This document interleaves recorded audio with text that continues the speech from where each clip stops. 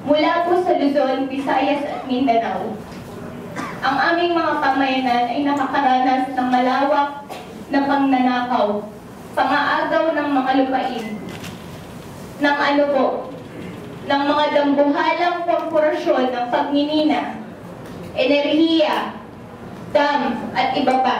Hindi na lamang po yan bago dahil dati pa po namin itong karanasan. Partikular sa Central Luzon, nakakaranas kami ng disruption sa aming kabuhayan sa tuwing nandyan ang balikatan, US exercises ng mga tropa ng Kano.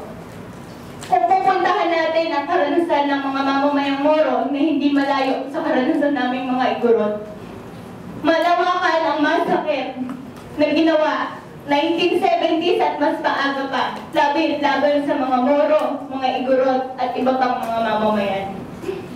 Alam po namin ang ibig sabihin ng imperialistang Estados Unidos at ano ang konkretong karanasan ng pagpapalaya sa aming mga komunidad, pagpatay sa aming mga katribo at mga mamamayan. Yan po ang konkretong dahilan.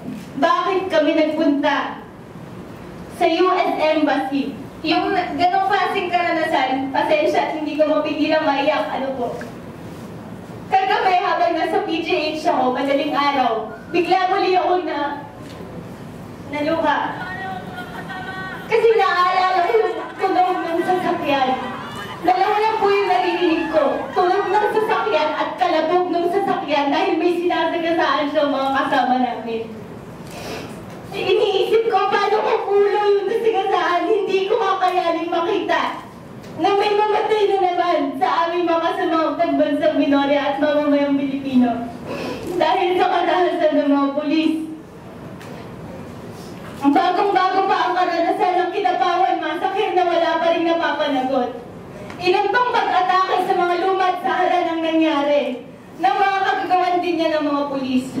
Naisip ko po, nakakaranas na ngayon mga pamayanan namin ng karahasan sa kanayunan sa aming mga komunidad. Pati ba naman dito sa kalunsuran, naggigiit kami ng pambansang minorya, yun ang mararanasan namin.